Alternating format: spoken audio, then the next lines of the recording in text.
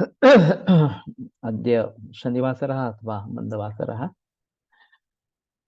कार्तिक कृष्ण पंचमी, दिनांक 2 डिसेंबर 2023, चरकसूत्रस्थान अध्याय 11, धनैषणा। शङ्खं चक्रं जलौकान् चारुदोर्भिश्चतुर्भिः सूक्ष्मस्वच्छातिरुद्यां शुकपरिविलसन् मौलिमम्भोजनेत्रं कालाम्भोदोज्ज्वलाङ्गं कटितटविलसच्चारुपीताम्बराढ्यं वन्दे धन्वन्तरिं तं निखिलगदवनप्रौढदावाग्निलीलम् ब्रह्मणो हि समारब्धामात्रेयाद्येषु पूजिताम् अस्मदाचार्यपर्यन्तां वन्दे गुरुपरम्पराम् आयुर्वेदरतं वन्दे माधवाख्यं महागुरुम् आयुर्वेदामृतं सर्वं शिष्येभ्यो यः प्रदत्तवान् द्रष्टाज्ञानी दृष्टकर्मा कृतकर्मा तथैव च अध्यापको विषक्श्रेष्ठो महान् संशोधकस्तथा गुणैरेतैः समुदितैः यत्कार्यं प्रतनोति सः समृद्ध्यर्थं हि कार्यस्य वयं नु प्रयतामहे सरस्वत्यै नमो यस्याः प्रसादात् पुण्यकर्मभिः बुद्धिदर्पणसङ्क्रान्तं जगदध्यक्षमीक्षते आत्रेयं प्रथमं वन्दे आयुर्वेदजगद्गुरुम् आयुर्वेदामृतं सर्वं गृहीत्वा हि सुरेश्वरात् अग्निवेशादिकेभ्यो यत् प्रयच्छत् मुनिसत्तमः प्रथमं तन्त्रकर्तारम् अग्निवेशं नमाम्यहम्।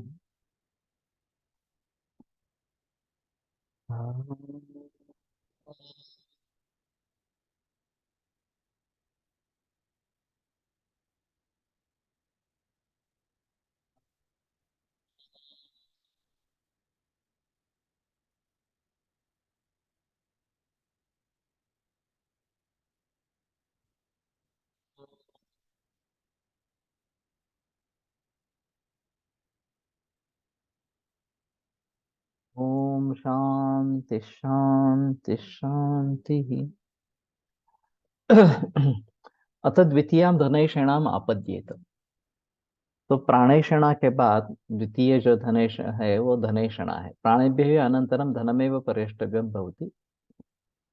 ये थोड़ा अजीब है कि प्राण के बाद धन ही ढूंढना चाहिए इस प्रकार का, कि जो उपजीविका का साधन है धन, तो वो होना जरूरी इस प्रकार का है। नहीं अतः पापात पापी यस्यद अनुपकरणस्य दीर्घमायु, कि कोई उपकरण नहीं है उपजीविका का साधन नहीं है और दीर्घायु है, तो ये सबसे बड़ा पाप इस प्रकार का है। तस्मात् उपकरणानि पर्येष्टुम यतेत, और इसलिए उपकरण ढूंढने के बारे में कोशिश करें। तत्र उपकरण उपायान अनुव्याख्यास्यामः। तो पहले उसमें तो उपकरण उपाय जो है वो बताते हैं। तद यथा कृषि पशुपाल्य वाणिज्य राजोपसेवादि। तो पहली कृषि है, और फिर पशुपालन, और फिर वाणिज्य, और फिर अंत में राजा सेवा वगैरह वगैरह इस प्रकार से। तो ऐसा कहा जाता था कि भारत कृषि प्रधान देश है, लेकिन कृषि अब कम होती जा रही है और बाकी क्षेत्र बढ़ रहे हैं।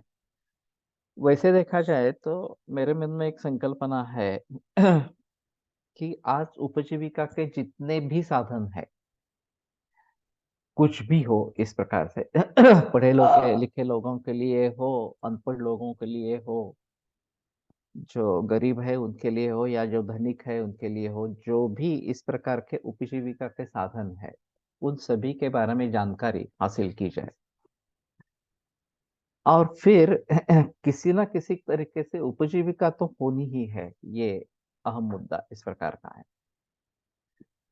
अब किसकी किसमें कुशलता है, किसको क्या चाहिए, दिलचस्पी जिसमें किसी की है, बाकी अनुकूलता किस विषय में है, ये सभी बातें जानकर उसमें अच्छी तरीके से काम कैसे कर पाएंगे ये सोचना जरूरी इस प्रकार का है।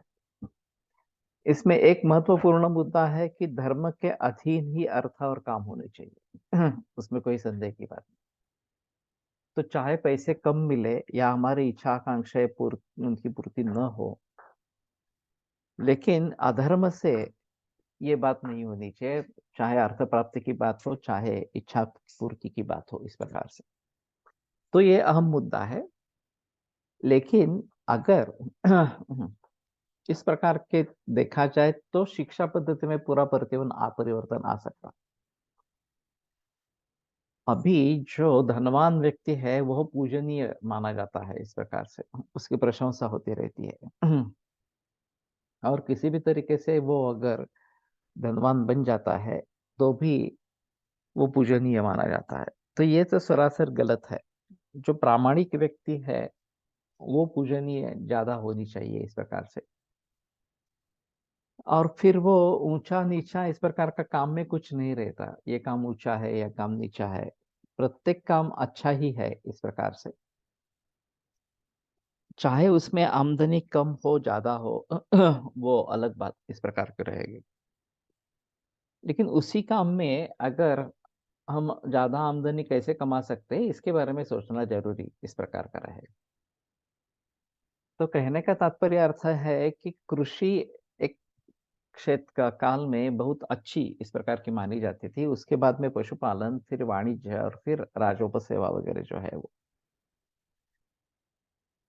तो ये बात ध्यान में रखते हुए अभी कृषि काफी संकट में है।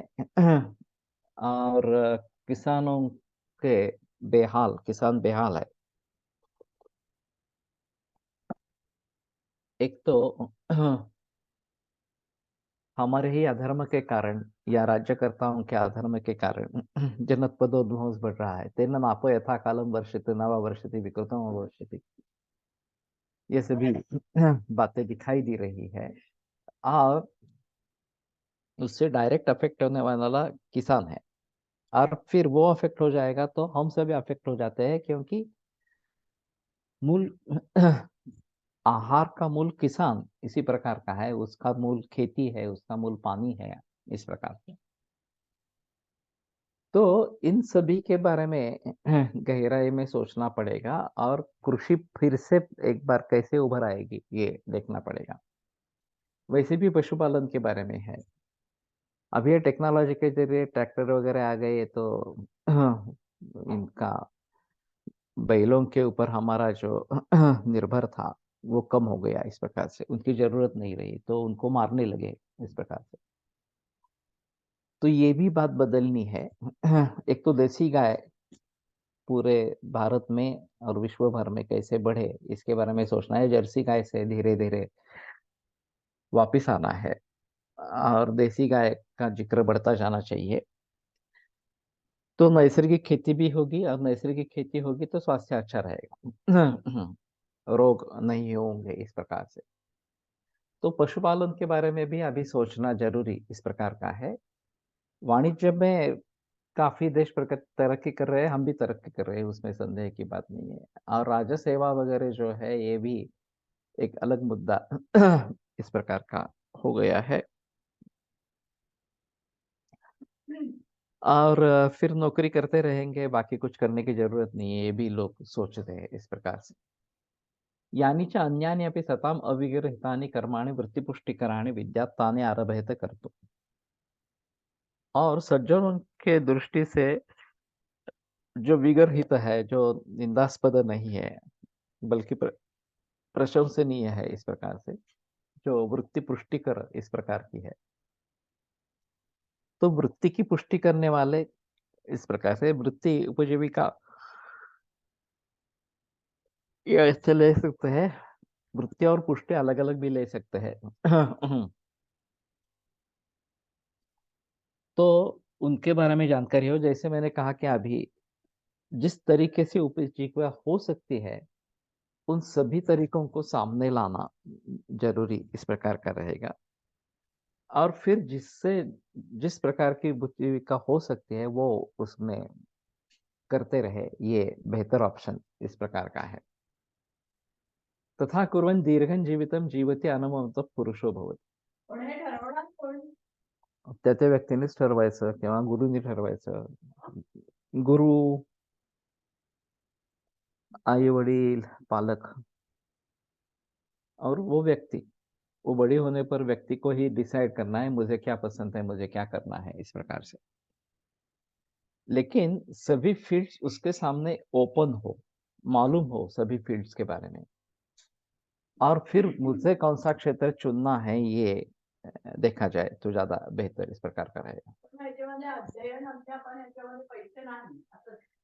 हाँ, अध्यापनामध्ये पैसे नाही असं, असं नहीं है। अध्यापन में भी पैसे मिलते हैं, कम मिलते हैं, ऐसा है। अगर हम शिक्षकों का महत्व जानते हैं, अध्यापकों का महत्व जानते हैं, तो ये बात होनी चाहिए कि उनकी उपजीविका अच्छी हो, और शायद गुरुदक्षिणा के जरिए ही सही, लेकिन उनको अच्छे पैसे मिलते हो, ये बात देखनी जरूरी इस प्रकार की है। तो दीर्घं जीवितं जीवति, तो इस प्रकार से दीर्घ जीवित उसको प्राप्त हो जाता है। अनवमतः पुरुषा भवति, और अनवमत होता है या प्रशंसनीय इस प्रकार का होता है, कम से कम उसकी निंदा तो नहीं होती इस प्रकार से। तो एक जो भारतीय संस्कृति पर कहा जाता है कि ये भोगवादी बिल्कुल नहीं है, पाश्चात्य संस्कृति भोगवादी है और भारतीय संस्कृति बिल्कुल भोगवादी नहीं है, वैसी स्थिति नहीं है। भोगवाद भी है और अध्यात्मवाद भी है। अध्यात्मवाद के अधीन रह के भोगवाद करना है, ऐसा भारतीय संस्कृति का कहना है। तो भोग पूरी तरीके से छोड़ दे, ये भी बात अपेक्षित नहीं है। अतः तृतीयां परलौकिषणाम आपद्येत। तो ये धन का निश्चित हो गया, तो तीसरी जो परलोकेशन है उसकी तरफ मुड़े। संशयश्चात्र कथम भविष्यामः इतश्च्युता न वा इति। तो इसमें संशय निर्माण हो सकता है कि अरे क्या मालूम कि यहाँ से निकल जाने पर हम फिर से नया जन्म लेंगे, इस प्रकार से। कुतः पुनः संशयः इति उच्यते। सन्ति एके प्रत्यक्षपराः परोक्षत्वात् पुनर्भवस्य नास्तिक्यम् आश्रिताः। कुछ लोग प्रत्यक्ष पर इस प्रकार के होते हैं, और पुनर्भव परोक्ष होने के कारण। ये परोक्ष शब्द संस्कृत में और मराठी में बिल्कुल विपरीत अर्थ से है। अक्ष्णाम परः, जो इंद्रियों के पर है वो परोक्ष है, और मराठी में अपरोक्ष शब्द उस दृष्टि से रूढ़ हुआ है कि जो इंद्रियों के पर इस प्रकार से है। तो पुनर्जन्म दिखता नहीं है, और इसलिए उसके बारे में नास्तिक्य कुछ लोगों के मन में होता है। संतिचा आगम प्रत्यादेव पुनर्भव इच्छन्ति, और दूसरे भी तरीके के लोग होते हैं, वो केवल आगम प्रत्यय से, आगम प्रमाण से ही पुनर्भव की अपेक्षा करते हैं। श्रुति भेदाच। और श्रुति भेद भी इस प्रकार का है। मातरम पितरम चैके मन्यन्ते जन्म कारण। तो कुछ लोग माता और पिता को जन्म का कारण मानते हैं। स्वभावम पर निर्माणम यदृच्छां चापरे जनाः। तो स्वभाव, दूसरों के द्वारा निर्माण, यदृच्छा, ये अन्य लोग इनको कारण मानते हैं जन्म के लिए। तो श्रुति ही संशय निर्माण करने वाली इस प्रकार की है। तो फिर मन में संदेह होना स्वाभाविक इस प्रकार का रहेगा, और यहाँ से जाने पर फिर से निर्माण होंगे नहीं होंगे, इसके बारे में अगर संशय रहेगा, तो फिर हमारी प्रवृत्ति परलोक की तरफ नहीं होगी, या परलोक के लिए कुछ करना है, ये बात हम नहीं मानेंगे। तत्र बुद्धिमान नास्तिक्य बुद्धिं जह्यात् विचिकित्सांच। तो चरकाचार्य ने सीधे बुद्धिमान के लिए उपदेश दिया है। ये बाकी मूर्ख वगैरह जो लोग हैं उनके बारे में तो कुछ नहीं कहना ही नहीं है। जो बुद्धिमान है वो नास्तिक बुद्धि छोड़े, और विचिकित्सा, जो उसके बारे में बहस करना वगैरह वगैरह बात करते रहना, ये बात छोड़े इस प्रकार से। कस्मात प्रत्यक्षम ही अल्पम अनल्पम अप्रत्यक्षम अस्ति, कि प्रत्यक्ष चीजें बहुत कम होती है, और अप्रत्यक्ष जो है वो अनल्प है, बहुत ज्यादा इस प्रकार का है। यद आगम अनुमान युक्ति भी उपलब्ध थे, जिनके बारे में आगम अनुमान और युक्ति के द्वारा जाना जाता है। तो यहाँ युक्ति का एक अहम महत्व इस प्रकार का रहेगा। प्रत्यक्ष अनुमान और उपमान वगैरह को छोड़कर युक्ति को महत्व यहाँ दिया गया है। तो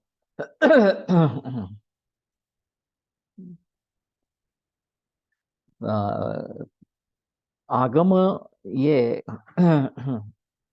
आप्तवचन इस प्रकार का है, आप्त प्रमाण है। अनुमान और युक्ति को महत्व दिया जाएगा और अनुमान और युक्ति दोनों अलग बताए गए। तो कहने का तात्पर्य अर्थ ये है कि एक ही सामासिक शब्द में अनुमान और युक्ति दो शब्द आए हैं, तो अनुमान युक्ति से अलग है या युक्ति अनुमान से अलग है। आगे एक चक्रपाणि दत्त की टीका है, वो कोशिश करता है कि युक्ति एक अनुमान का ही भेद है इस प्रकार से, लेकिन युक्ति अलग है, ये इसमें संदेह की बात इस प्रकार की नहीं। ये रेव तावद इंद्रिय प्रत्यक्षम उपलभ्यते तान्यव सन्ति च अप्रत्यक्षानि। जिन इंद्रियों के द्वारा हमें प्रत्यक्ष ज्ञान होता है, वही इंद्रिय ही अप्रत्यक्ष इस प्रकार के है, उनका ज्ञान नहीं होता। तो हम ये तो नहीं कह सकते कि ऐसे ही ज्ञान हो जाता है। इंद्रियों के बगैर ज्ञान होना संभव नहीं है। तो ज्ञान होता है ये तो मालूम है। तो ज्ञान होता है तो जिनके द्वारा ये ज्ञान होता है उनका होना जरूरी इस प्रकार का रहेगा, इंद्रियों के बगैर कुछ होगा नहीं इस प्रकार से। तो मानाधीना में ये सिद्धि, ये एक प्रधान है कि मान के अधीन मेय प्रमेय की सिद्धि होती रहती है। प्रमेय यानी कि जिसके बारे में जानकारी चाहिए, और प्रमाण जिसके जरिए वो जानकारी हो जाती है। तो प्रमाण के अधीन प्रमेय की सिद्धि निर्भर इस प्रकार की रहती है। तो कौन से प्रमाण हम मानते हैं, उसके आधार पर हमारे लिए प्रमेय क्या क्या हो सकते हैं, ये बात सामने आती है। तो इसलिए ये मानाधीना मेय सिद्धि बहुत महत्वपूर्ण है, क्योंकि हमें हमारे पांच ही इंद्रिय है, पांच ज्ञानेंद्रिय है, और उसके जरिए हमारा जो ज्ञान होगा वो पांच ज्ञानों में विभक्त इस प्रकार का होगा। स्पर्श ज्ञान, श्रोत्र ज्ञान वगैरह वगैरह इस प्रकार से। तो हमारे पांच इंद्रिय, इसलिए हमारा पांच प्रकार का ज्ञान है। तो प्रमाण के ऊपर, इंद्रियों के ऊपर ये प्रमेय की सिद्धि निर्भर इस प्रकार की है। और तर्क संग्रह में तस्माद इंद्रियम प्रत्यक्ष प्रमाणम इति सिद्धम, ये बात करने की कोशिश इस प्रकार की है। तो जिन इंद्रियों के द्वारा हमें ज्ञान होता है वो इंद्रिय ही अप्रत्यक्ष है। तो हम ऐसा कैसे कह सकते हैं कि जो केवल प्रत्यक्ष से ज्ञान होता है वही ज्ञान होता है, जो अप्रत्यक्ष है वो ज्ञान है ही नहीं इस प्रकार से। तो ये अलग बात हुई। सतांच रूपाणाम अतिसन्निकर्षात अतिविप्रकर्षात आवरणात कर्ण दौर्बल्यात मनोनवस्थानात समानाभिहारात अभिभवात अतिसूक्ष्म्याच्च प्रत्यक्षानुपलब्धि। अब एक दूसरा कारण बताते हैं कि सतांच रूपाणाम, वस्तु वास्तव में है, अस्तित्व है उसका, किंतु प्रत्यक्षानुपलब्धि, प्रत्यक्ष प्रमाण से उसकी उपलब्धि होती नहीं, उसका ज्ञान होता नहीं है। किन किन कारणों से? अति सन्निकर्षा, कि बहुत ही नजदीक इस प्रकार की वस्तु हो तो भी उसका ज्ञान नहीं होता है। हमारे ही आंखों में डाला हुआ काजल हमें दिखाई नहीं देता इस प्रकार से। तो अति सन्निकर्ष, बहुत निकट वस्तु है तो नहीं दिखाई देती। अति विप्रकर्षात, जो वस्तु बहुत दूर है, पंछी उड़ते उड़ते हमारे दृष्टि से आगे निकल जाता है, दिखाई नहीं देता, या विमान उड़ते उड़ते हमारे दृष्टि से आगे निकल जाता है, दिखाई नहीं देता इस प्रकार से। तो इसका ये मतलब नहीं हुआ कि पंछी गायब हो गया या विमान गायब हो गया। विमान तो है, पंछी है, सिर्फ हमें ज्ञान नहीं हो रहा क्योंकि हमारी इंद्रियों की जितनी शक्ति है उससे वो आगे इस प्रकार का निकल गया। तो अति विप्रकर्ष से भी ज्ञान नहीं होता। आवरणात्मक।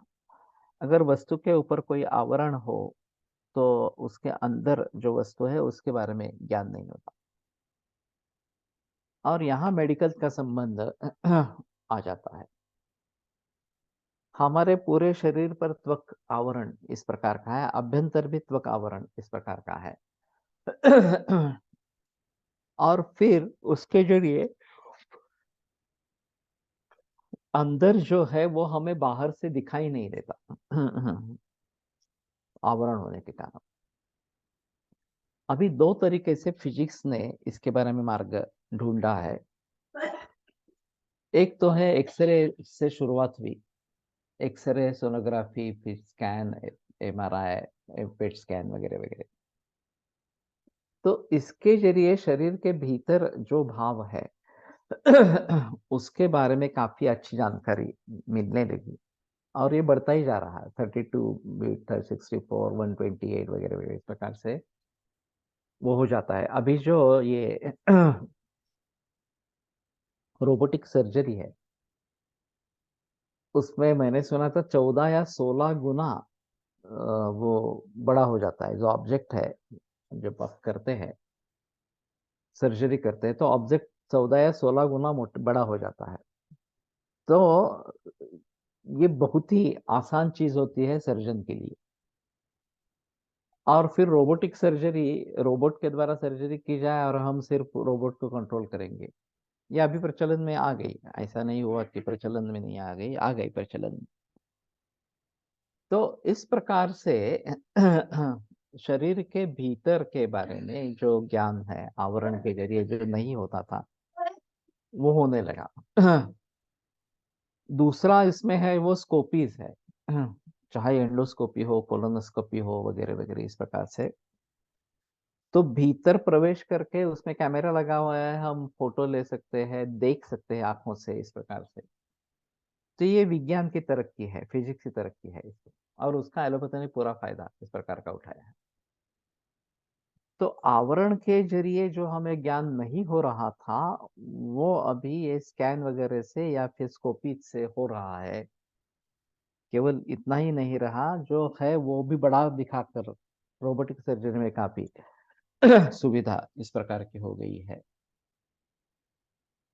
तो ये सभी जो टेक्नोलॉजी है अभी, वो हमारे हिसाब में प्रत्यक्ष प्रमाण का ही एक्सटेंडेड रूप इस प्रकार का है। उसी को बढ़ावा, उसकी का विस्तार इसमें हुआ है। और प्रत्यक्ष प्रमाण में उसका अंतर्भाव होना अभी जरूरी इस प्रकार का। सिर्फ बात यह है कि जो भी दिखाई दे रहा है उसका interpretation modern science, modern anatomy के अनुसार किया जा रहा है। अगर हम आयुर्वेद की दृष्टि से उसको देखना चाहेंगे तो उसका इंटरप्रिटेशन दोष धातु मल वगैरह इस प्रकार से अगर होगा तो हमें भी ये टेक्नोलॉजी का प्रयोग हम कर सकते हैं। और फिर उस पे ज्ञान होगा वो आयुर्वेद का ज्ञान होगा। तो भेदता ही भेदते मध्यथा भिन्नति, कि जिस प्रकार से कोई व्यक्ति उसको देख रहा है, जिस एंगल से देख रहा है, उस एंगल से उसको ज्ञान होता रहेगा। तो हमें चाहिए कि टेक्नोलॉजी का अच्छा से अच्छा उपयोग करें। जैसे त्रिस्कंद कोश कंप्यूटर टेक्नोलॉजी का एक अच्छा नतीजा है, प्रातिपदिक कोश भी उसी प्रकार का है। तो टेक्नोलॉजी टेक्नोलॉजी है कि डाटा तुम्हें संस्कृत शब्द भरो, मराठी भरो, अंग्रेजी भरो, कुछ भी भरो, जो भी है उसके ऊपर जो प्रोसेस करनी है वो तो कंप्यूटिंग टेक्नोलॉजी है। तो हम हमारे दृष्टि से उसको एक्सप्लोर कर सकते हैं उस टेक्नोलॉजी को, और आयुर्वेद के काम में ला सकते हैं। वैसे योग में भी काम ला सकते हैं वगैरह वगैरह इस प्रकार से। तो कहने का तात्पर्य अर्थ ये है कि इसके ऊपर काफी हमने काबू पा लिया है। और विस्तार प्रत्यक्ष प्रमाण का जो आवरण के जरिए हो नहीं रहा था उसके आधार पर हमने करना शुरू कर दिया है इस प्रकार से।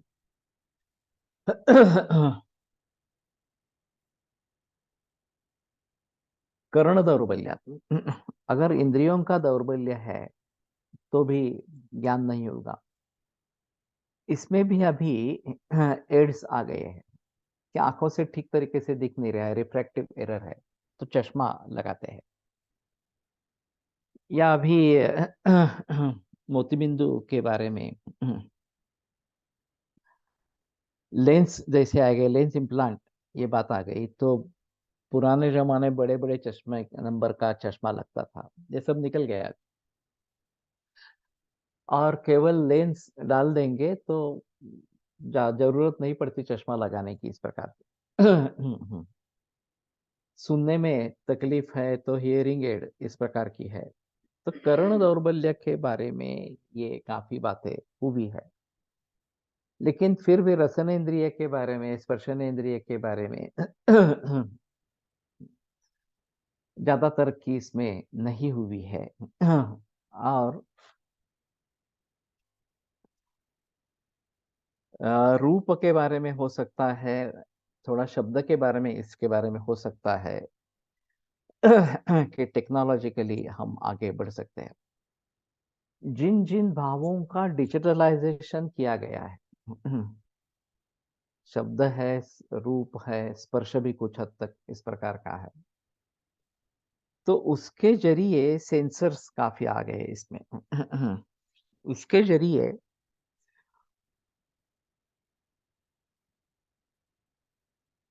तो उसको रिकॉर्ड कर सकते हैं, रिप्रोड्यूस कर सकते हैं, वगैरह वगैरह। ये विज्ञान में बहुत बड़ी तरक्की इस प्रकार की है। तो कर्ण दौर्बल्य के बारे में भी हमने काफी यशस्विता प्राप्त की है। मनोनवस्थान, अगर ध्यान उस तरफ नहीं है, उस इंद्रिय के तरफ नहीं है, तो ज्ञान नहीं होता है इस प्रकार से। इसका पॉजिटिवली निगेटिवली दोनों प्रकार से वाप पर या उपयोग हो सकता है। ये यहूदी मेनुहिन की बात कही जाती है, उनको ऑपरेशन करना था, वो बोला कि मैं सिर्फ फिडल बजाता रहूंगा, मुझे एनेस्थीसिया देने की जरूरत नहीं है। और सचमुच में इस प्रकार से हुआ। तो मन उस तरफ नहीं है, तो ये जो वेदना हो रही है उसका ज्ञान नहीं होगा इस प्रकार से। तो चित्तवृत्ति निरोध, ये जो पूरा है, वो मन का सभी दूसरे जगह से उसको सीमित कर लेना, और जो हम चाहते हैं उसी में उसको लगा देना, ये मनोनवस्थानात का ही एक रूप है। कि वृत्ति सारूप्यम इतरत्र तदा द्रष्टु स्वरूपे अवस्थानम, ये अपने अवस्था में चला जाता है, स्वरूप में स्थित हो जाता है दृष्टा जो है वो। वृत्ति सारूप्यम इतरत्र, बाकी सभी समय वो दूसरे वृत्तियों से घुल मिल जाता है इस प्रकार से। तो उन वृत्तियों से उसका निरोध करना, ये योग है इस प्रकार से। तो मनोवस्थानात का अच्छे तरीके से भी उपयोग कर सकते हैं। और ध्यान नहीं है तो पढ़ाई नहीं होगी। गुरु पढ़ाता रहता है और शिष्य कहीं दूसरी ओर उनका ध्यान है, तो होगा नहीं, मन अनवस्थान होने के कारण पढ़ाई नहीं होगी। तो मराठी गुरुजी ने एक बार कहा था कि समझ में आना गुनाह नहीं है, लेकिन ध्यान न देना गुनाह है। तो अगर हम ध्यान नहीं दे रहे हैं और फिर हमारे समझ में नहीं आ रहा है, तो ये हमारी गलती है। हम पूरी तरीके से ध्यान दे रहे हैं और फिर भी समझ में नहीं आ रहा है, तो ये शायद सिखाने वाले की हमारी कमी है, तो उसको दूर कैसे करेंगे उसके बारे में सोचना है। तो मनोनवस्थानात समानाभिहारात, हारात, कि उसी प्रकार की दूसरी चीज अगर है, तो फिर पता नहीं चलता कि हमारी वाली कौन सी है, उनकी कौन सी है, इस प्रकार से। जैसे कि एक कोई राशि है, चावल की राशि है, दाल दाल की राशि है, वगैरह वगैरह, और उसमें हमने थोड़े और चावल या दाल इस प्रकार से डाल दिए। अब दोनों एक सर एक जैसे है दिखने में, और उसको कहा गया नहीं, अभी तुमने जो डाले थे उसको ढूंढ के निकाल के दे दो मुझे। ये पॉसिबल नहीं है, समानाधिकार होने के कारण ये पॉसिबल नहीं है। तो डिफरेंशिएट नहीं कर पाएंगे। अभिभवात, अगर अभिभव इस प्रकार का हो जाता है कि बहुत तेजस्वी वस्तु है और फिर दूसरी कम तेजस्वी वस्तु है, तो तेजस्वी वस्तु के सानिध्य में वो कम तेजस्वी वस्तु दिख नहीं देता, क्योंकि उसका अभिभव हो जाता है। दिन में हम सूर्य, चंद्र, नक्षत्र, तारा वगैरह नहीं देख नहीं सकते, क्योंकि सूर्य बहुत ही प्रकाशमान है। उसके आगे ये सब निष्प्रभ हो जाते हैं, दिखाई नहीं देते। लेकिन सूर्य का अस्त होने पर ये दिखने लगते हैं इस प्रकार से। उसमें भी अगर पौर्णिमा है तो चंद्र का ही साम्राज्य रहेगा, अमावस्या है तो बाकी तारका वगैरह जो है वो दिख सकेंगे। तो अभिभव इस प्रकार से होना ये माना जाता है। खद्योतो द्योतते यावत यावन्नोदयते शशि। खद्योत जो काजवा कहा जाता है, वो जब तक चंद्र निकलता नहीं है तब तक उसका प्रकाश वगैरह दिखाई देता है। उदिते तो सहस्रांश न को खद्योतो को चंद्रमा। हाँ, एक बार सूर्य का उदय हो जाने पर हम ये खद्योत भी नहीं देख पाएंगे, चंद्रमा को भी देख नहीं पाएंगे। तो ये अभिभव इस प्रकार का है, अति सूक्ष्म। और वस्तु अगर बहुत ही छोटी है तो भी उसका ज्ञान नहीं होगा। इसके ऊपर भी काफी काबू अभी विज्ञान ने पाया है। माइक्रोस्कोप की खोज एक अहम खोज इस प्रकार की है। और सूक्ष्म अति सूक्ष्म इलेक्ट्रॉन माइक्रोस्कोप अभी आ गया है, तो बहुत छोटे इस प्रकार के भाव को हम देख सकते हैं। ये बड़ी तरक्की है इस प्रकार से। और फिर इसके ऊपर भी हमने काफी विजय पा ली है। और आधुनिक वैज्ञानिक ने या आधुनिक सभी शास्त्रों में इन सभी का अच्छी तरीके से इस्तेमाल किया गया है। हमारे जो पुराने शास्त्र हैं उसमें ये इस्तेमाल नहीं किया गया, और फिर हमें लगता है कि इसमें कमियां हैं, तो हमें इसमें सुधार करना है। लेकिन हम मूल आयुर्वेद को भूलेंगे नहीं, योग को भूलेंगे नहीं। इन टेक्नोलॉजी के जरिए अगर हम आयुर्वेद समझने की कोशिश करते हैं, योग समझने की कोशिश करते हैं, या आर्टिफिशियल इंटेलिजेंस लगा के ज्योतिष समझने की कोशिश करते हैं, बहु कारण योगजन्य भाव जानने के लिए टेक्नोलॉजी का प्रयोग करते हैं। आर्टिफिशियल इंटेलिजेंस अभी हाल ही में नया नया इस प्रकार का उभर आया है, और इसके जरिए बिना वाहक कार वगैरह चलाई जा सकती है। मैंने एक बहुत साल पहले सीडैक में हम भावसार सर को मिलने के लिए गए थे, और उन्होंने कहा देखो अभी अच्छा लेक्चर चल रहा है, तुम पहले वो लेक्चर अटेंड करो, मैं भी अटेंड करता हूँ, और फिर बाद में हम बोलेंगे। मैं कहा ठीक है। लेक्चर में गया तो पता चला कि आर्टिफिशियल आई के बारे में बोल रहे हैं। हमें रॉड्स और कोन्स होते हैं वगैरह, उसकी इमेज बनती है, इतना कुछ मालूम है इस प्रकार से।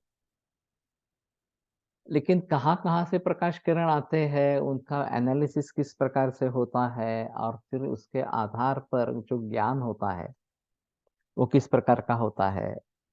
और ये ज्ञान अगर हम एक रोबोट को देना चाहते हैं इस प्रकार से, या मशीन को देना चाहते हैं, तो कैसे होगा। तो उस समय में, ये करीबन मेरे ख्याल में 40 बरस पूर्व की बात है, ये प्रयास चल रहे थे कि आर्टिफिशियल आई क्रिएट करना, और फिर जैसे एक जीवित आय को पता चलता है, ज्ञान होता है, उस प्रकार का ज्ञान उसको होना है। ये अभी तो सब कंडीशनिंग है, ऐसा है तो उसका एनालिसिस ऐसा है, फिर ऐसी एक्शन करनी है वगैरह वगैरह इस प्रकार से। तो आर्टिफिशियल इंटेलिजेंस लगा कि अभी विदेशों में ये कार आ गई, ये बसें आ गई, कि कोई वाहक की जरूरत नहीं है, सेंसर्स है सिर्फ, और वो अपने आप चलती है, रुकती है, जो भी है वो करती है इस प्रकार से। जैसे एक ड्राइवर काम करता है उसी प्रकार से ये यंत्र काम करता है। तो ये टेक्नोलॉजी का कौन कैसे फायदा करके लेगा, ये सभी बातें इसमें आ रही है। तो इनके जरिए प्रत्यक्ष ज्ञान नहीं होता तो ये नहीं कह सकते कि ये वस्तु वास्तव में नहीं है, वस्तु तो है, हमारा ज्ञान नहीं हो रहा था क्योंकि उसमें कुछ बाधाएं हैं, इस प्रकार। तस्मात् अपरीक्षितम एतद् उच्यते प्रत्यक्षमेव वास्ति नान्यदस्ति इति। तो केवल प्रत्यक्ष जो दिखाई देता है, सुनाई देता है वगैरह वही होता है, जो इस प्रकार के इंद्रियों के द्वारा जिसका ज्ञान नहीं होता वो होता नहीं है। ये अपरीक्षित इस प्रकार का विधान है, इसकी परीक्षा नहीं की गई, इस प्रकार का विधान है। और इसलिए इस विधान को छोड़ देना चाहिए। प्रत्यक्ष अल्प है, अनल्प अप्रत्यक्ष, अप्रत्यक्ष अनल्प है। तो ये करना समझना चाहिए। श्रुतश्च एता न कारणम युक्ति विरोधा। और श्रुति के आधार पर संशय है ऐसा अगर आप बोल रहे हैं लेकिन श्रुति तो प्रमाण मानी जाती है, तो वो भी इसके लिए कारण नहीं है कि परलोक नहीं है ऐसा मानने के लिए, युक्ति का विरोध होने के कारण। आत्मा मातु पितुर्वाय सोपत्यम यदि संचरित द्विविधम संचरित आत्मा सर्ववाय वैवेनवा। विकल्प क्या है इसमें कि आत्मा अगर माता या पिता से अपत्य में आ जाता है तो द्विविधम संचरित आत्मा, दो प्रकार उसमें विकल्प हो गए, दो प्रकार के विकल्प हो गए। सर्ववाह अवयवैनवा, एक पूरा का पूरा आत्मा इसमें आएगा, या फिर उसका एक अंश अपत्य में आएगा। सर्वश्चेत संचरण मातु पितुर्वा मरणम भवेत। अगर माता का या पिता का आत्मा उससे शरीर से निकलकर अपत्य में चला जाता है तो माता कहाँ जीवित रहने वाली है या पिता कहाँ जीवित रहने वाला है। निरंतरम नावयवा कश्चित सूक्ष्म आत्मना। तो निरंतर में बिल्कुल समय छोड़ के बगैर तत्काल माता या पिता की मृत्यु हो जाएगी। न अवयव कश्चित सूक्ष्म आत्मना, और उसका कुछ अवयव आता है ऐसा हम कहते हैं, तो अवयव है ही नहीं इस प्रकार का आत्मा का, आत्मा तो विभु है इस प्रकार से। तो दोनों तरीके से अगर देखा जाए कि माता पिता से आत्मा अपत्य में आता है ऐसा अगर मानते हैं तो वो सही नहीं है। बुद्धिर्मनश्च निर्णीत यथैव आत्मा तथैव। बुद्धि और मन, इनको भी आत्मा के जरिए ही समझ लेना चाहिए। येषां चैषां मतिस्तेषां योनिर्नास्ति चतुर्विधा। और जिनके दृष्टि से ये मति है, जिनकी ये मति है, उनके हिसाब में चतुर्विधा योनि नहीं है इस प्रकार। तो बुद्धि और मन, अगर बुद्धि इसमें से आती है, माता पिता से आती है, या मन माता पिता से आता है, तो वो निर्बुद्ध हो जाएंगे, निर्मल हो जाएंगे, ये भी बात पॉसिबल नहीं है। तो जिस तरीके से हमने आत्मा के बारे में सोचा उसी प्रकार के बारे में मन और बुद्धि के बारे में सोचा। वैसे मन और बुद्धि चैतन्य नहीं है, और आत्मा के बिना चैतन्य है ही नहीं, बुद्धि और मन का सवाल उठता नहीं है इस प्रकार से। लेकिन फिर भी अगर कुछ लोग बहस कर रहे हैं, बुद्धि आती है और उसके जरिए चैतन्य होता है, मन आता है उसके जरिए चैतन्य होता है, ऐसा कुछ लोग समझते हैं, तो वो भी गलत है। और फिर उनके अनुसार चतुर्विधा योनि जो है वो नहीं होती। ये थोड़ा अजीब है। चतुर्विधा योनिरिति जरायुज अंडज स्वेदज उद्भिज्ज लक्षणा। ये चार प्रकार की योनि है, जरायुज अंडज स्वेदज संस्वेदज और उद्भिज्ज। एवं मन्यते संस्वेदजानां मशकादीनां तथा उद्भिन्नानां गंडुपदादीनां चैतनानां मातापितरौ न विद्येते ततस्तेषाम् अचैतन्यं स्यात् मातापितरोः चेतन कारणयोः अभावात्। ये बड़ा अजीब है कि इनके माता पिता नहीं होते हैं।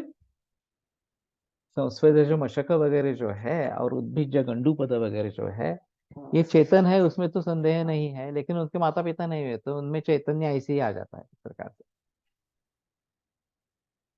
तत्सतेषाम अचैतन्यम स्यात्।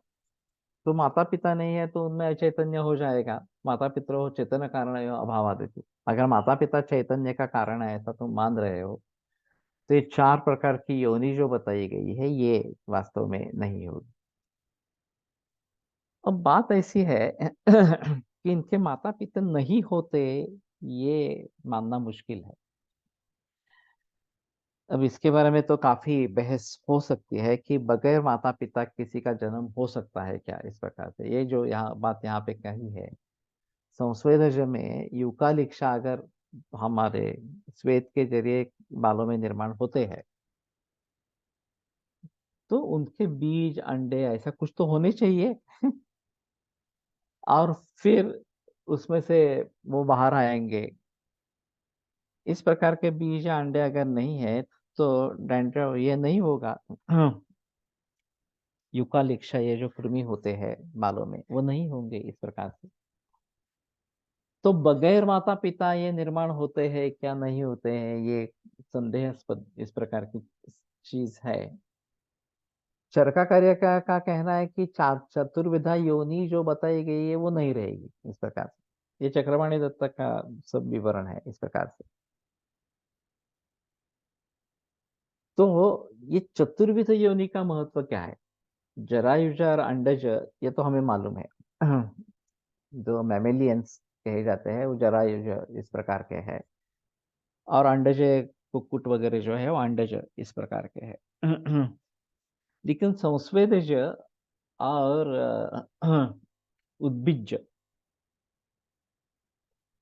उद्भिज जो है वो भूमि का भेदन करके ऊपर आते हैं। पेड़ पौधे के बारे में हमें मालूम है कि उसका बीज होता है, एक उसका साइकिल चला रहता है। लेकिन ये गंडू पौधा वगैरह जो कृमि है, उनका भी कुछ ना कुछ तो होना चाहिए, डॉर्मेंट फेज नहीं होना चाहिए इस प्रकार से। जैसे वायरस के बारे में अभी बताते हैं कि वायरस बहुत काल तक डॉर्मेंट फेज में रह सकता है। प्रतिकूल परिस्थिति है, बाहर आता ही नहीं है उसमें से। चैतन्य है, अव्यक्त चैतन्य है। और जब फेवरेबल कंडीशन हो जाएगी तो वो अ, चेतन स्वरूप में आ जाता है, इस पर चैतन्य आ जाता है, व्यक्त हो जाता है। तो उसी दृष्टि से उसको देखना पड़ेगा इस प्रकार से। अभी ये भी काफी वनस्पतियों में कोई उसकी शाखा काटकर हम बो देते हैं, और फिर वहां से नया पेड़ शुरू हो जाता है। चैतन्य जो उसमें था, जब वो शाखा थी तो चैतन्य था मूल वृक्ष का इस प्रकार। अब उसको अलग कर दिया तो उसका चैतन्य डॉर्मेंट हो गया। उसमें है, लेकिन स्पष्ट रूप से इस प्रकार वो ऐसे ही रहेगा, बाहर तो खत्म हो जाएगा। लेकिन उसको फिर से लगा दिया इस प्रकार से, तो लगा देने के बाद वो चैतन्य फिर से व्यक्त हो गया। और फिर नया पौधा उससे निर्माण हो गया। तो ये जैसी बात है, उसी प्रकार से चैतन्य सभी में है। अचेतन वस्तुओं में भी है और चेतन वस्तुओं में है। अचेतन में वो व्यक्त नहीं है, क्योंकि चैतन्य सर्व व्यापक इस प्रकार का है। और जो चेतन है उसमें वो व्यक्त है, वो चाहे पेड़ पौधे हो या और कुछ हो। लेकिन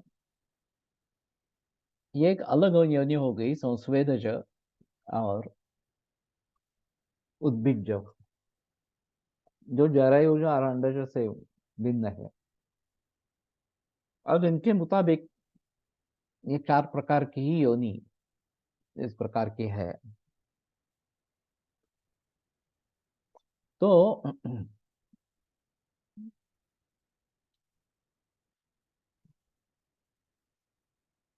ये चैतन्य कहाँ से आता है, या चैतन्य कहाँ पे व्यक्त हो जाता है, आता है जाता है, ये बात थोड़ी अलग रखो। पूर्णमिदं पूर्णमदः पूर्णात् पूर्णमुदच्यते पूर्णस्य पूर्णमादाय पूर्णमेवावशिष्यते।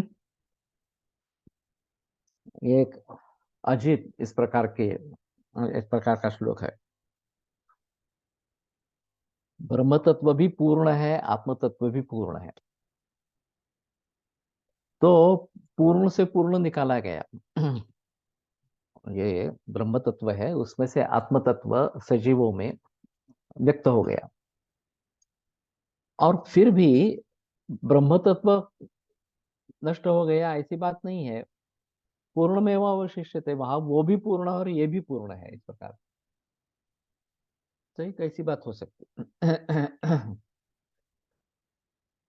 तो व्यापक तत्व को समझने के लिए घटाकाश मठाकाश की कल्पना की जाती है। वास्तव में आकाश आकाश ही है। घटावत चिन्ह जो है वो घटाकाश, और मठावत चिन्ह जो है वो मठाकाश, इस प्रकार का कहा जाएगा। वास्तव में वो सिर्फ आकाश ही है। केवल हमें लगता है कि अरे ये घट में सम्मिलित शामिल है, और घट में ये आकाश है, और मठ में ये आकाश है, पूरी सृष्टि में ये आकाश है, भारत में ये आकाश है, अमेरिका में ये आकाश है, वगैरह वगैरह इस प्रकार। तो वास्तव में ऐसा कुछ है ही नहीं, आकाश आकाश ही है। उसी प्रकार से वही जो ब्रह्म तत्व, वही जो चैतन्य जो है, जो पूरे चराचर सृष्टि को उसने व्याप्त कर लिया है, वो जहां पे व्यक्त होता है, इसलिए सेंद्रियम चेतनम द्रव्यम द्रिंद्रियम अचेतनम, ये व्याख्या चरका चैतन्य की। कि जिसको इंद्रिय है, जिसको ज्ञान होता है, वो चेतन है, और जिसको ज्ञान नहीं होता है वो अचेतन है, इस प्रकार से। लेकिन चैतन्य फिर भी उसमें है। ऐसा नहीं है कि उसमें चैतन्य नहीं है। ज्ञानेश्वर ने जो भित्ति चलाई, तो भित्ति में चैतन्य था, सिर्फ उन्होंने उसको उद्बोधित किया। अब ये आम आदमी के लिए पॉसिबल बात नहीं है। या से निर्जीव किसी वस्तु को चैतन्य प्रदान करे, उसका चैतन्य व्यक्त करे इस प्रकार से। लेकिन कहने का तात्पर्य अर्थ ये है, धान्यामध्ये पाखरे छोटे येतात अचानकच। होता है। लेकिन ये बात ये है कि उनके कोई माता पिता होते हैं या नहीं होते, अपने आप निर्माण होते हैं क्या? जब ये ज की बात कहते हैं, जरायुज, अंडज, जरायु से उत्पन्न होने वाले, अंड से उत्पन्न होने वाले, संस्वेदज और उद्भिज, स्वेद के कारण निर्माण होने वाले, इस प्रकार के कोई जंतु होते हैं, ऐसा इनका कहना है। अब इसमें माता पिता होते हैं नहीं होते हैं ये एक अलग बात रहेगी। लेकिन स्वेदज भी एक योनि है, जो स्वेद के कारण निर्माण होते हैं। और उद्भिज नाम की एक योनि है, जो जमीन का भेद करके ऊपर आते हैं। इसमें पेड़ पौधे भी आते हैं, इसलिए उद्भिजांग प्रत्यंग विज्ञान, ये जो हम प्री आयुर्वेद में थे, तो ये सब्जेक्ट था। इस नाम से तो कुछ पता नहीं चलता था, उद्भिजांग प्रत्यंग विज्ञान, ये क्या बात है इस प्रकार से। सिर्फ उद्भिज यानी कि वनस्पति है, प्लांट्स है, और उसके प्रत्यंग, उसके क्या क्या अंग है, इसके बारे में जानकारी है। ये जब बताया गया उसके बारे में कि ये क्या है उद्भिज्जांग प्रत्यंग विज्ञान, तो बात ध्यान में आ गई इस प्रकार से। लेकिन एक मुद्दा इसमें महत्वपूर्ण ऐसा है, कि हम जिस दृष्टि से देखना चाहते हैं, अभी मालूम नहीं है 84 लाख योनि बताई जाती, और मॉडर्न साइंस के भी उतना ही करीबन अंदाजा इस प्रकार, वो 87 लाख इस प्रकार से बता रहे हैं। तो इतने सारे जीव है, जिसमें चैतन्य व्यक्त है। अब इन सभी का मूल कारण क्या होता है, ये एक अलग मुद्दा इस प्रकार का रहेगा। और जनरली जन्म देने वाले माता पिता होने चाहिए। ऐसा नहीं होगा कि स्वेदज कहा गया तो भी स्वेद इसका एक कारण बन जाता है, और उसके जरिए ये निर्माण होते हैं, ऐसा चरका का कहना होगा। और उद्भिज्जांग, इसमें उद्भिज जो है वो भी एक अलग तरीका है, कि उसमें भी गर्मी समाई है। जैसे संस्वेदज में गर्मी के वजह से ये होता है, उसी प्रकार भूगर्भ में गर्मी है, और उसके जरिए चैतन्य व्यक्त हो जाता है किसी तरीके से। ये गंडू पद वगैरह जो कुर्मी है वो ऊपर आते हैं इस प्रकार से। तो इन भावों को ध्यान में रखते हुए हमें ये चतुर्विधा योनि है वो उसको समझ लेना इस प्रकार के चाहिए। विद्यात्वाभाविकम षण्णाम धातूनां यत् स्वलक्षणम संयोगे च विभागे च तेषां कर्मैव कारण। ये बड़ा अजीब श्लोक है। षण्णाम धातूनां यत् स्वलक्षणम स्वाभाविकम, कि जो छह धातु है इसमें पांच महाभूत और एक आत्मा, ये इनको षड्धात्मात्मक पुरुष इस प्रकार के आगे बताते हैं। तो उनका जो स्वलक्षण है स्वाभाविक, उनका अपना अपना एक लक्षण है, स्वाभाविक है इस प्रकार से। जैसे कि ये खरद्रवचलोष्णत्वं भूजलानिल तेजसाम आकाशस्या प्रतिघातो लिंगम दृष्टम यथाक्रमण, ये बात आगे बताते हैं। ये स्वाभाविक स्वलक्षण है। वैसे आत्मा की भी एक चैतन्य इस प्रकार का स्वलक्षण इस प्रकार का है। संयोगे च विभागे च तेषां कर्मैव कारण, उनके संयोग और विभाग के लिए कर्म यही कारण है। अब कर्म नाम की जो चीज है या कर्म नाम का जो पदार्थ है, इसके बारे में काफी बहस होनी चाहिए जो नहीं होती है वास्तव में। ऐसा है थोड़ा सा कि सजीवों का कर्म और निर्जीवों का कर्म, उसको अलग तरीके से देखना पड़ेगा। सजीवों में उत्क्षेपण, अपक्षेपण, आकुंचन, प्रसारण और गमन, ये पांच प्रकार के कर्म बताए जाते हैं। और निर्जीवों में वो शायद शुरू में सजीव हो सकते हैं, बाद में निर्जीव जैसे हो जाते हैं। वनस्पति जो हो, प्राणी जो हो, इस प्रकार से। और ये द्रव्य है और उनके आधार से गुण और कर्म इस प्रकार के रहते हैं। तो हमारी पद्धति जो है रसवीर्य विपाक प्रभाव के जरिए उनको जानना है। इस प्रकार से सजीवों से या निर्जीवों से वो मारने पर या काटने पर वो वास्तव में सजीव इस प्रकार का नहीं रहेगा, या चैतन्य उसमें जो है डॉर्मेंट रहेगा, वो दिखाई नहीं देगा इस प्रकार से।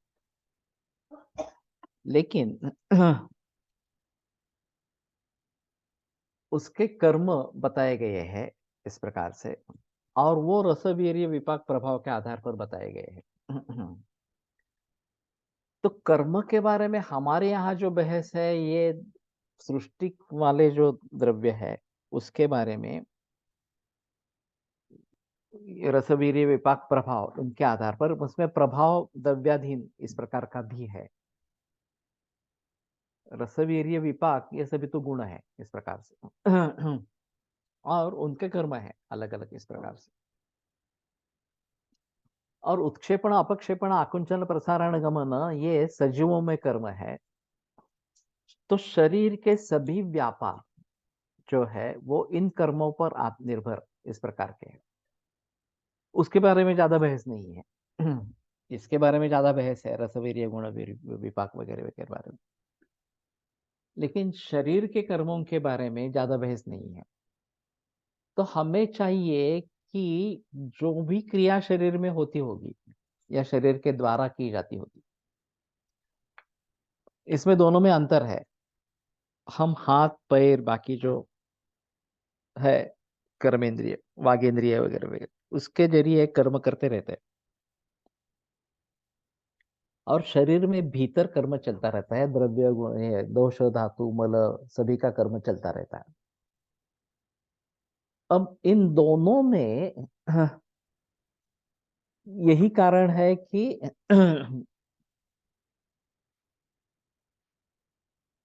उस द्रव्य के आधार पर कुछ कर्म रहता है।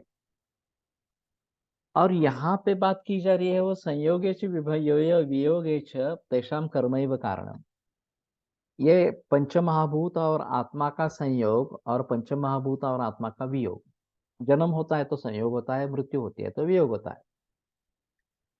शरीरमि गते तस्मिन् शून्यागारम अचेतनम पंचभूतावशेषत्वात् पंचत्वं गतम उच्यते।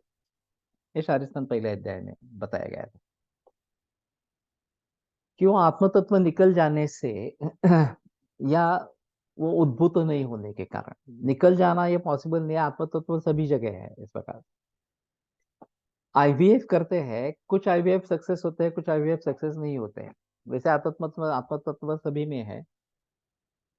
वो व्यक्त कब होगा और अव्यक्त कब रहेगा ये मालूम नहीं होता। इसलिए आईवीएफ सक्सेसफुल हो गया, आईवीएफ फेल गया, हो गया, इस प्रकार की बात की जाती है। तो ये उद्भूत होना, आत्म तत्व का उद्भूत होना, ये सजीव का लक्षण है, चैतन्य का लक्षण इस प्रकार का है। उसको उसको भली भांति समझने के लिए वो आत्म तत्व का षड महाभूत पंच महाभूतों से संयोग होना, ये और उनसे वियोग होना, इसमें कर्म ही कारण है। और ये कर्म कर्म कौन सा है? आत्मा का कर्म है।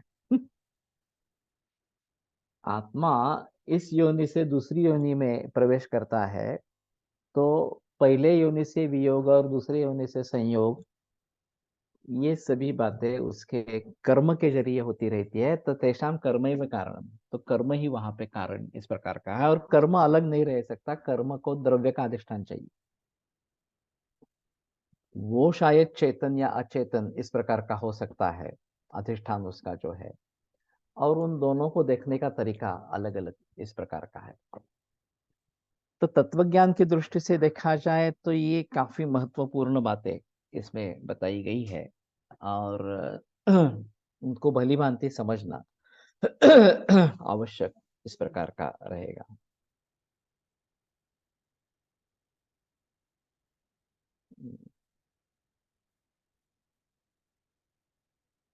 आयुर्वेद प्रकांड निगदित इह हि शल्यतंत्र प्रधानः शिष्टेभ्यः शाश्वतोऽयं निखिल जन कृपा व्याप्त चित्तेन येन आयुर्वेदस्य वाञ्छन् पुनरपि भुवने ताञ्च सुष्ठु प्रतिष्ठां श्रेष्ठं धन्वन्तरिं तं प्रणमति च सदा वैद्यवर्गो हि नूनम् वैद्यवर्गो हि नूनम्।